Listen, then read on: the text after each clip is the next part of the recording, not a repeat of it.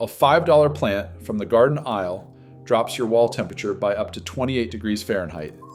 It cuts the cooling load through a west-facing wall by nearly a third. No wiring, no compressor, no electricity, just roots in the dirt and leaves on the wall. The plant is common ivy. You've seen it on old churches, university buildings, European storefronts. You have almost certainly never thought of it as a cooling system, and the reason has very little to do with whether it works. Most people think about windows and roofs when they think about heat gain, but your walls, especially south and west facing, are the largest sun-exposed surfaces on the house. On a July afternoon, that siding is running 150 degrees Fahrenheit. The heat migrates through the sheathing, through the insulation, and into every room behind it. Your air conditioner is fighting that wall all day, and the average household is spending over $1,000 a year on heating and cooling combined to do it. Nobody in the building industry is going to tell you the fix might be alive. Let me put some numbers on this, because these aren't theoretical. The Royal Horticultural Society and the University of Reading ran a controlled study published in the journal Building and Environment, testing 3 climbing species on model building structures designed to isolate the thermal effect. Ivy outperformed them all. It reduced the internal wall temperature by 7.2 degrees Celsius, that is 13 degrees Fahrenheit, on the inside of the wall. The external wall surface dropped by 5.7 degrees. And here's the part that should have changed the conversation. It also reduced humidity inside, not increased it, reduced it. The number one fear people have about ivy on walls, that it causes damp, the research measured the opposite.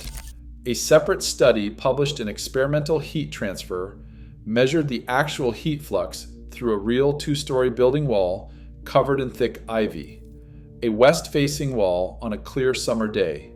The ivy reduced the peak cooling load through that wall by 28%. Not the temperature, the load, the amount of energy your air conditioner has to remove. Nearly a third of that work was handled by leaves. And then there's the study that stopped me. Professor Heather Viles at the University of Oxford ran a 7-year research project for Historic England, formerly English Heritage, monitoring ivy on walls across the country. They monitored sites in Oxford, Dover, Bristol, Yorkshire, and Leicester. Her team found that ivy-covered walls ran 36% cooler than bare walls in hot weather. But the number that matters more is what happened in winter. Those same walls were 15% warmer. The ivy works both ways. It cools in summer and insulates in winter. One plant, both seasons. Her team published freeze-thaw data in Scientific Reports, one of Nature's journals. The frequency of freezing events on ivy-covered walls dropped by 26%. The duration of those events fell by 34%. The severity dropped by 32%. The ivy was literally preventing the wall from cracking itself apart in cold weather.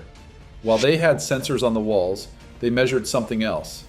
The Oxford team found that ivy acts as a particle sink, trapping fine and ultrafine air pollution, particles smaller than 2.5 microns, at densities up to billions per square meter. If you live near a road, this plant is filtering your air on the way through.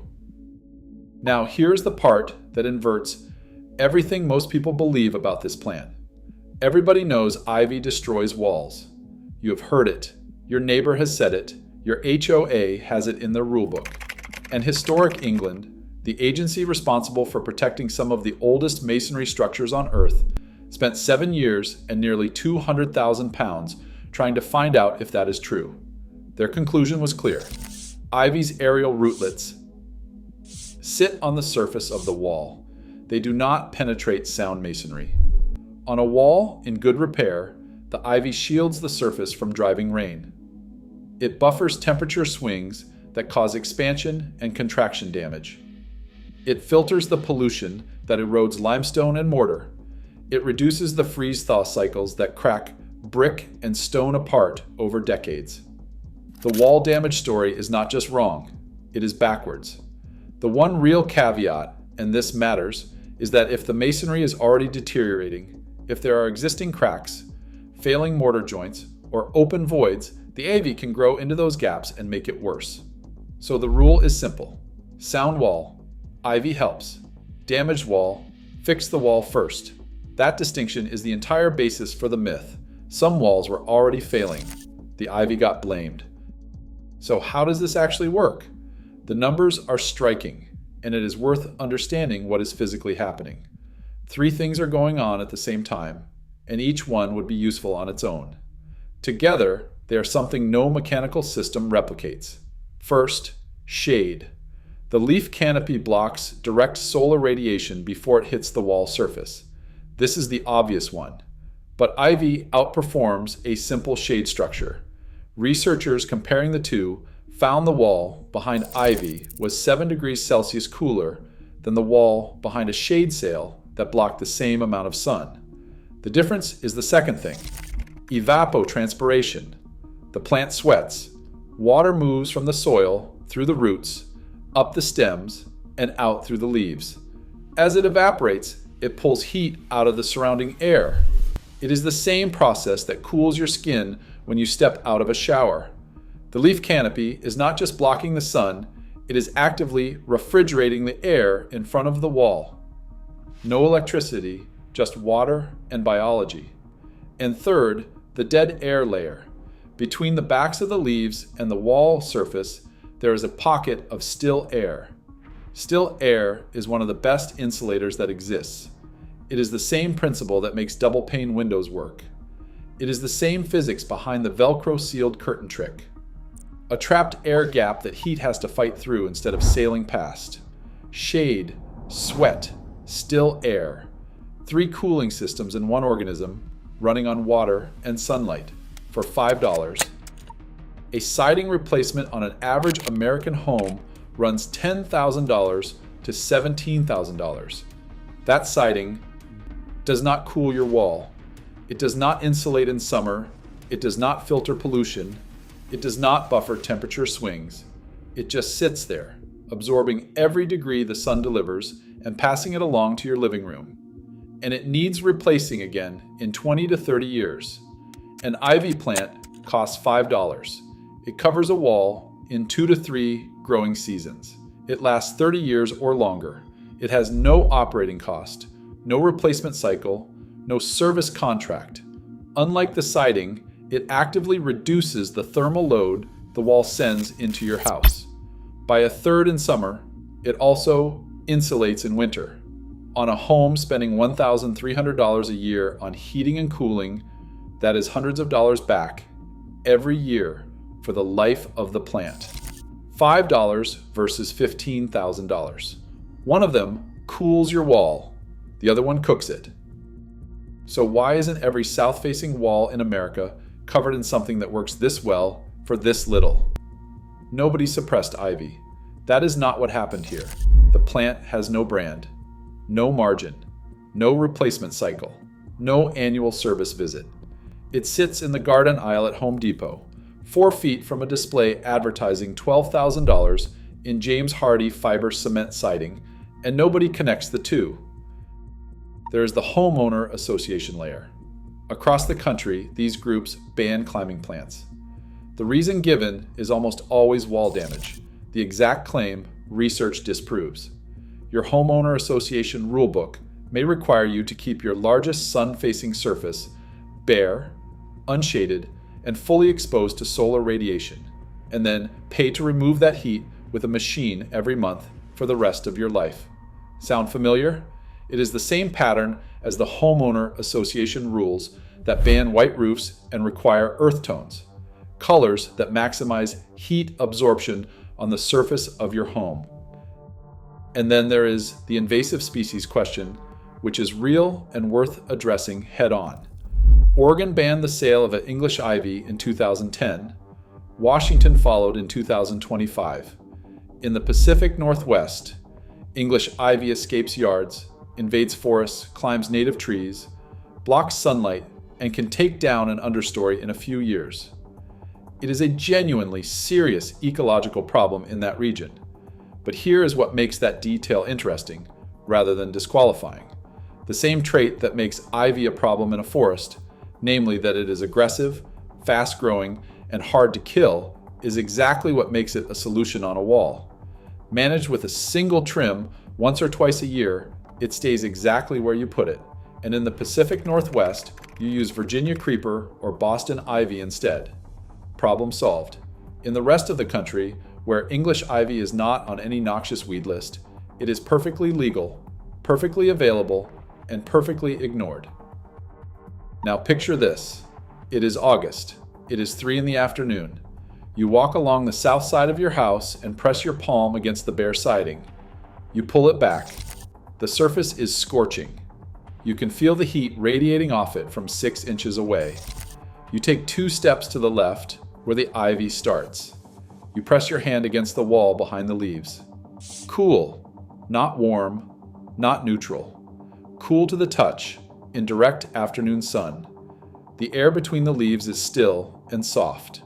You stand there for a second and realize you cannot hear the air conditioning compressor cycling, not because it broke, because it does not need to run. That wall is not feeding heat into the house anymore. That is the moment this stops being a number and starts being something you want. Here is what actually doing this looks like, and I want you to notice how simple it is. You have a choice of species, and the choice matters. English ivy, Hedera helix, is evergreen. It keeps its leaves through winter. That means year-round cooling in summer, year-round insulation in winter, and year-round wall protection. It is the all-season option. But there is a second option that does something genuinely clever. Virginia creeper and Boston ivy are deciduous. They grow a dense leaf canopy in spring and summer, full shade, full evapotranspiration, full cooling. Then in autumn, the leaves drop. The bare wall is suddenly exposed to low-angle winter sun, free solar heating directly through the wall, exactly when you want it. Spring comes, the leaves grow back, the cooling starts again. The plant switches modes with the seasons. No thermostat, no timer. Just biology responding to day length and temperature, doing automatically what would cost you a smart home controller and motorized shades to replicate. You plant at the base of the wall. South or west face for maximum cooling benefit. On brick, stone, concrete, or stucco, ivy self-clings. Those aerial rootlets grab the surface and the plant climbs on its own. No trellis, no wire, no support structure. You dig a hole, drop the plant in, water it, and walk away. On wood or vinyl siding, you do need a simple wire trellis or lattice, something that holds the vine a couple of inches off the surface so air circulates behind it. Ivy rootlets clinging directly to wood. Trap moisture against the surface, and over time that can soften and rot the siding underneath. The trellis keeps the cooling benefits while giving the wall room to breathe.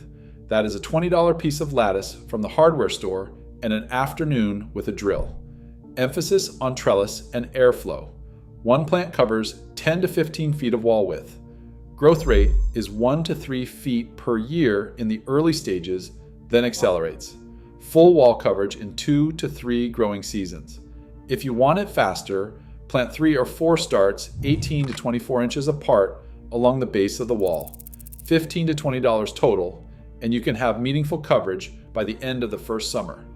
Trim once or twice a year to keep it off gutters, windows, and the roof line. That is the total maintenance. The honest limitation, it is not instant. An air conditioning unit works the day you install it. Even with multiple plants, you are looking at 1 full growing season before the wall is meaningfully shaded. That patience gap is real, and it is one of the reasons people default to mechanical cooling. But the AC unit costs $5,000, lasts 15 years, and runs your electric meter the entire time. The plant costs $5, lasts 3 decades, and runs on rain.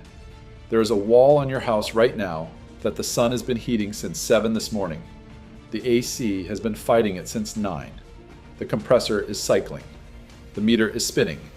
And in the garden aisle of the store 5 miles from your house, sitting in a 4-inch pot between the hostas and the ferns, there's a plant that would have stopped that heat before it reached the wall for $5, with no wiring, no permit, and no monthly bill.